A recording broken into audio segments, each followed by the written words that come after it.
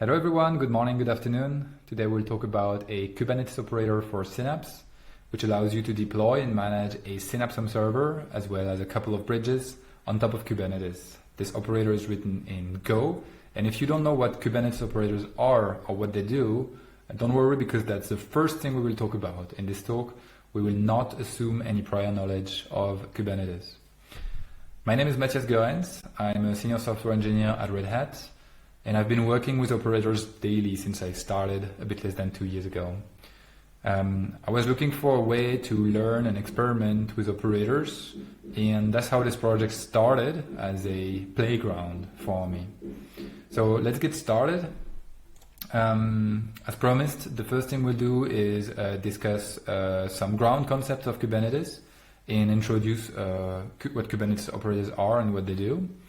And in the second part of this talk, we'll talk more specifically about the Synapse operator and do a demo of its main capabilities. And finally, we'll talk about the future of this project and the long list of improvements and features which could be added to it. So, Kubernetes, what is it? Some ground concepts first. Kubernetes is a container orchestration engine. That means that it helps with managing containers at scale. Among its main features, Kubernetes helps with load balancing, high availability, and self-healing of your containerized application. There's this notion of pods in Kubernetes. A pod is a wrapper for your containers. So a pod runs one or multiple containers, and you never run container directly on Kubernetes. You always go through this abstraction layer, which is a pod. And finally, your resources are described in YAML. The Kubernetes resources, such as a pod, can be described in YAML. And as a user, you often write something called manifest files to create or update your resources. You have also Kubernetes CLI called kubectl or kubectl, which allows you to interact with the Kubernetes API. And you can do things like kubectl get pods or create new resources with kubectl create. Talking about resources, that's what they look like for the most part. First, you have something called the type meta. This is where you identify the type of resource that you describe. In this case here, we're talking about a replica set. Other examples of Kubernetes resources are pods. We already mentioned those. Deployment, jobs, service account, PVC, the persistent volume claims, config map, and so on. Then you have the so-called object meta. That's the part which allows you to uniquely identify an instance of a resource type. So here we're dealing with an instance of a replica set called frontend. And finally, you have the spec and status section. And the spec or specification represents the desired configuration. It's the desired state of this resource. Finally, the status provides the user with information about the last known state of the resource. And so what is a replica set, by the way? It is a way to encapsulate a pod definition. So that's this one here in the template. That's a template of a pod, right? And the pod runs containers. And it adds a replica count to it. So here it expresses that there should be three copy of this pod running.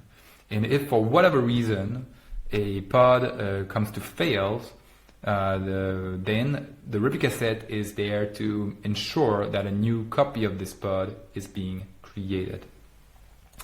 Let's see a replica set in actions to illustrate what we just said.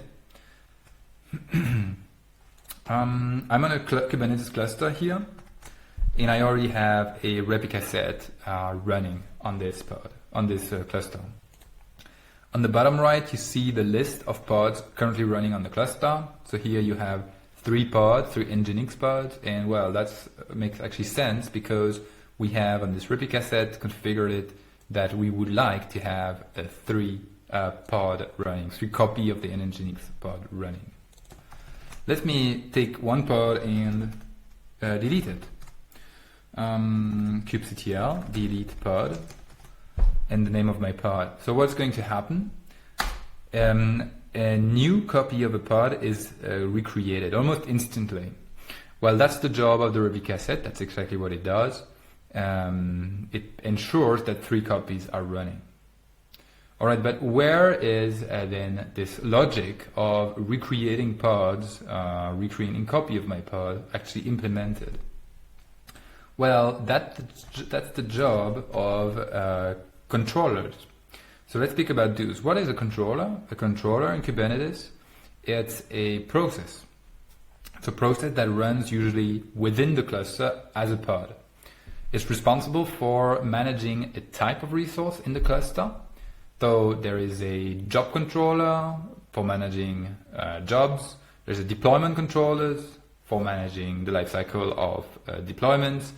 And there is, of course, a replica set controller, which we're going to see in a second. Behind the scene, how it works is that it watches the Kubernetes API. Each time it is an event, like a creation, the update, or the deletion event, which is related to the type of resource that it manages. Then it starts something called its control loop. And the control loop is an idempotent function, which role is to resolve the difference between the current state of the resource and its desired state. And it's also, by the way, responsible for writing the status of the resource. So let's see an example real quick. This is the replica set controller, or at least a simplified version of it. It implements a control loop. And this control loop here in the middle is triggered every time a replica set is either created, updated, or deleted in the cluster. The main aspects of this control loop is to first read the desired number of replicas from the replica set. That's the desired state, right? This here. Second, it's to read the current state of the resource. How many replicas of the Nginx pod currently exist on the cluster. That's this here.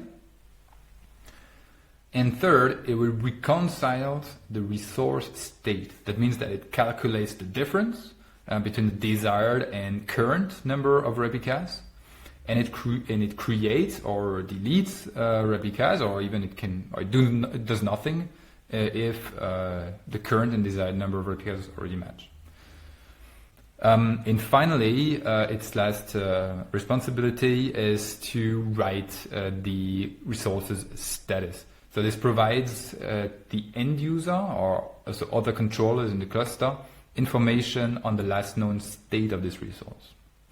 And they are similar built-in controllers, as we mentioned, running for the deployment, for the jobs, for the PVCs, etc. For all native Kubernetes resources, there is a built-in controller for managing them.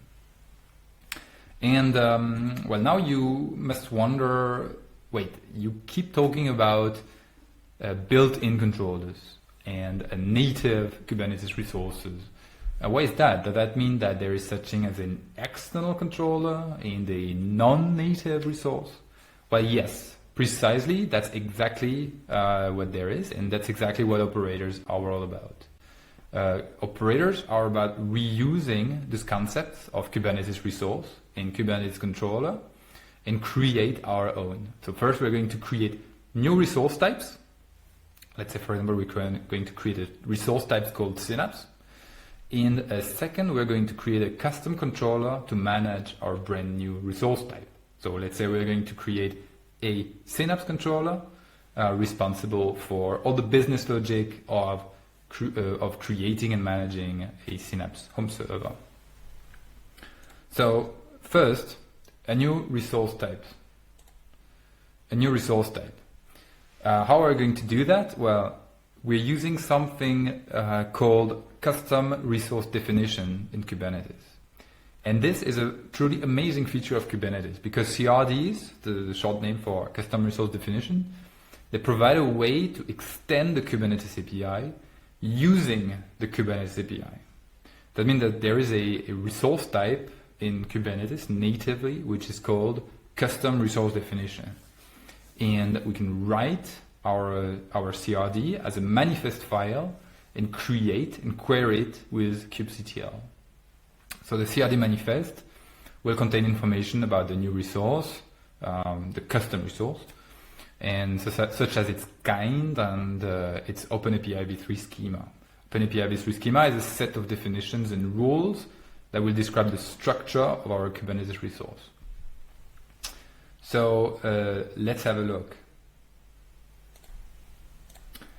Let's have a look at custom resource definitions.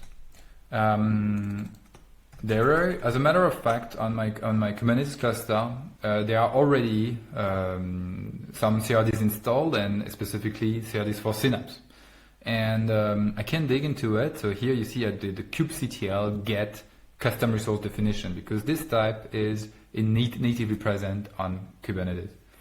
And I can also do things like get,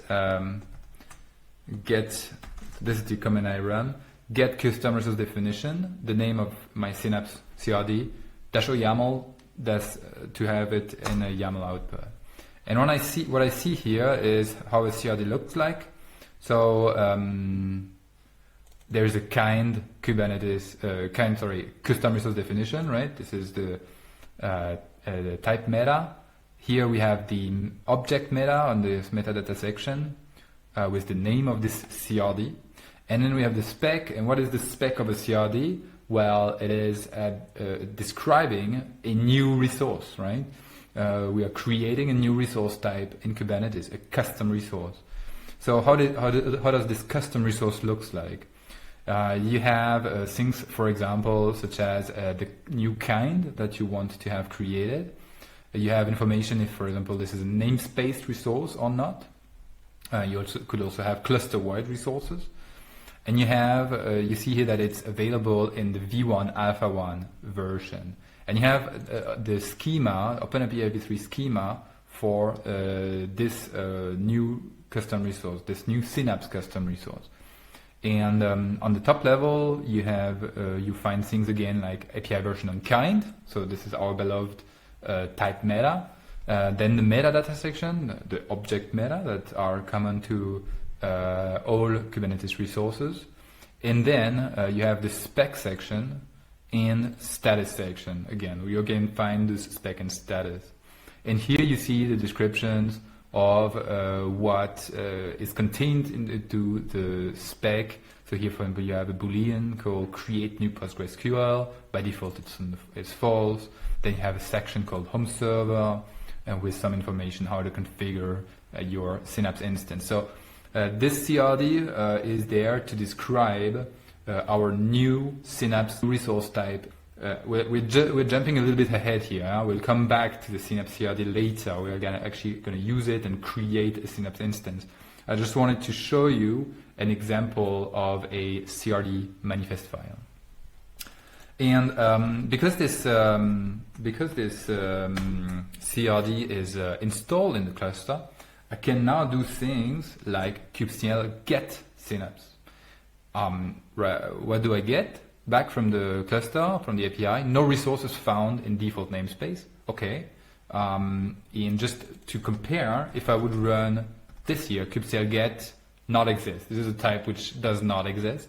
I get a different message. This one, it's an error message. So the server doesn't have a resource type not exist. Right. Synapse, we have created CRD, so the resource type Synapse is known.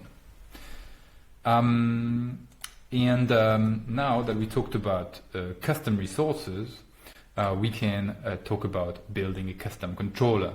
So that's where we need to write some code and implement the actual logic of managing a simple Synapse instance, the business logic. Fortunately, we have some SDKs available, which will help us with all the boilerplate code common to all operators, such as watching the API, caching some requests, building work queues, and so on. They also help with actually creating this CRD manifest that we just saw. Because as you see, creating the OpenAPI v3 schema by hand can be a little bit cumbersome. So we also have tools in the SDK to help us bootstrap those, generate actually those CRD manifest files. So using an SDK really allows us to focus on writing the business logic and how to manage our application.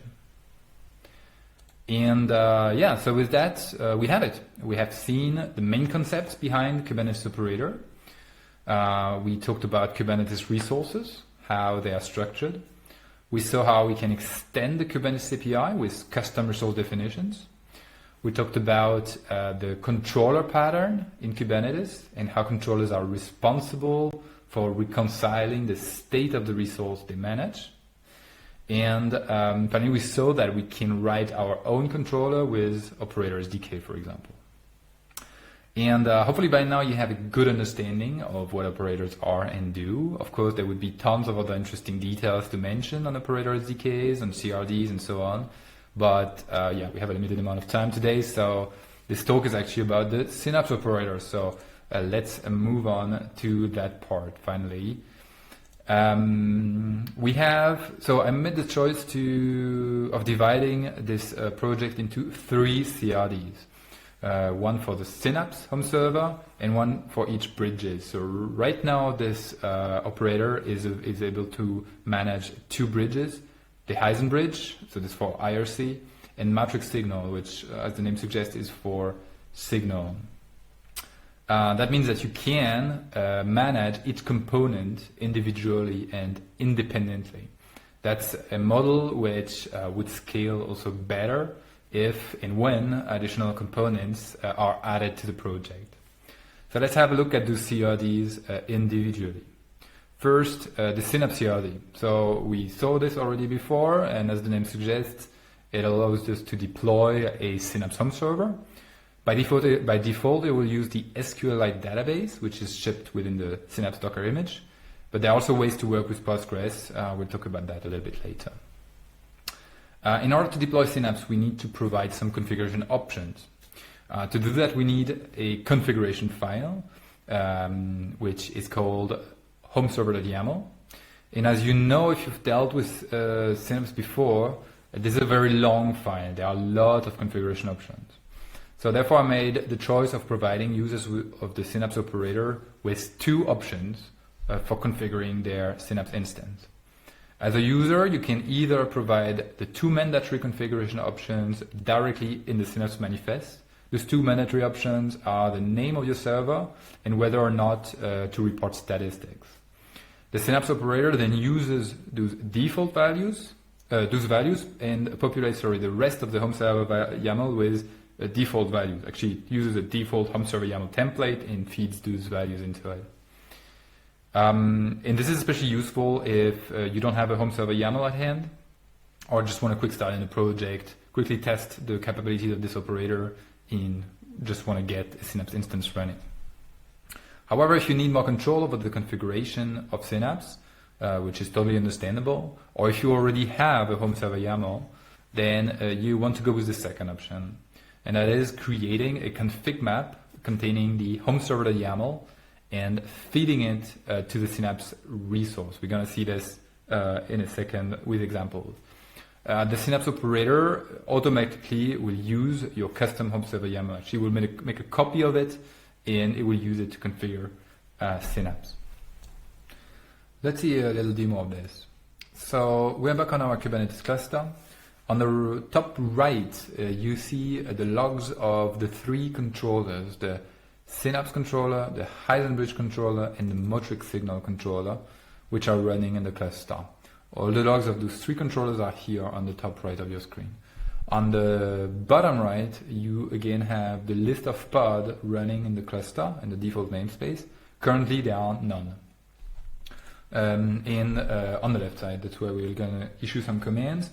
Let's go ahead and create our first Synapse instance. This one is going to use, so this one you see, it's a kind Synapse, and with the name called my Synapse, and this one is going to use values. We are going to provide some values in the spec section of our manifest file, the name of the server, which is called myserver.com, and whether or not to report stat here, true, because we are a good citizen.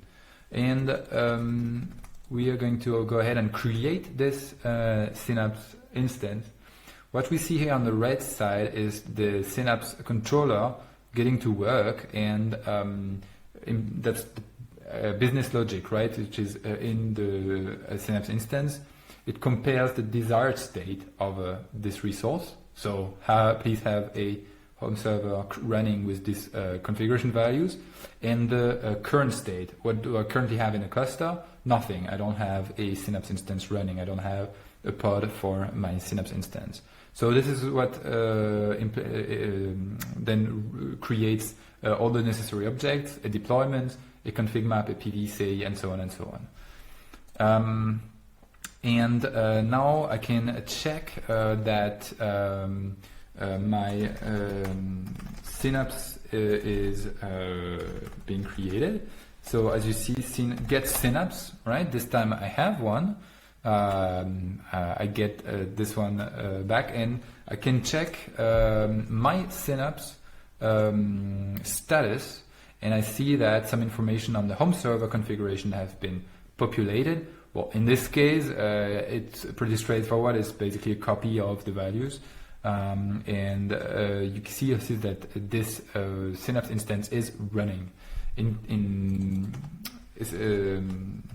In fact, yes, if you check a bit the logs of this Synapse pod here, you see that well, the usual have been created, the usual have been displayed here with some info on this Synapse instance. It's running.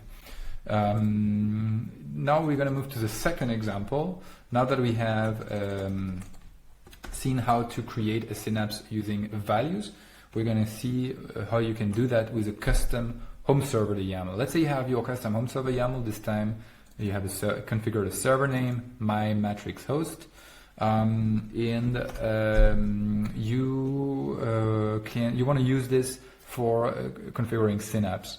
What you do here is create a config map for this home server YAML. So here I did kubectl create config map. This is the name of my config map, my custom home server.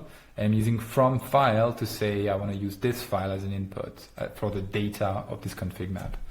In fact, now I have this config map created here, my custom home server 15 seconds ago.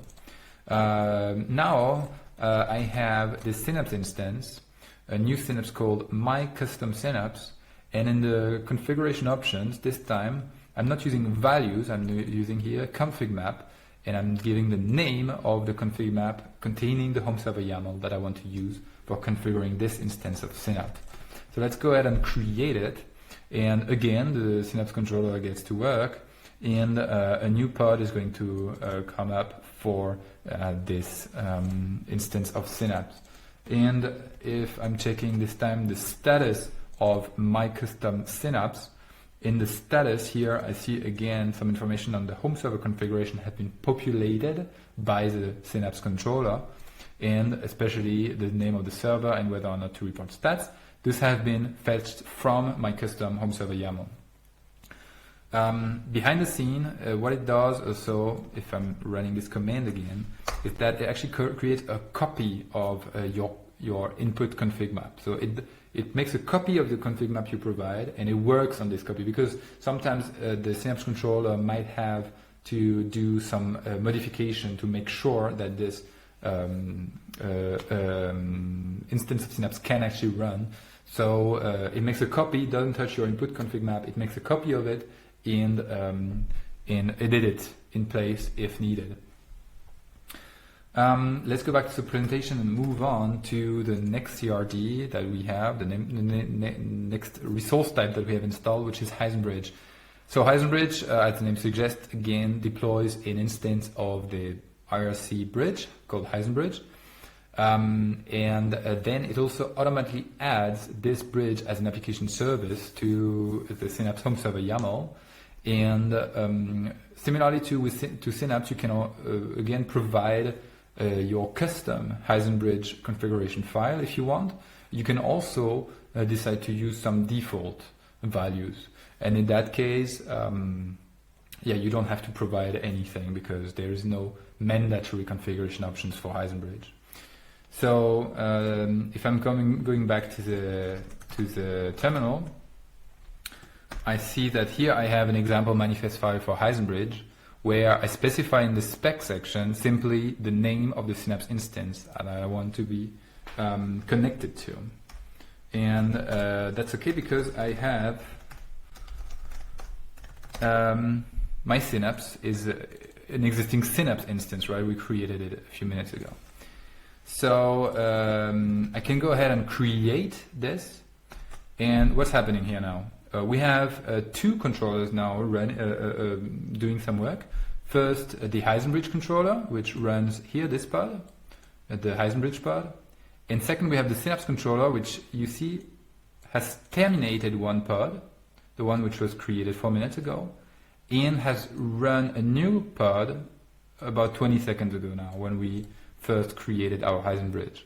Why is that? Well, the business logic of the Synapse controller is so that when it sees a Heisenbridge being created for an existing Synapse instance, well, it reconfigures it, so it adds the Heisenbridge as an application service in home server YAML, and then it has to restart, not actually restart, recreate the pod using this new configuration. So that's what it does. I can also check the logs of my Synapse pod.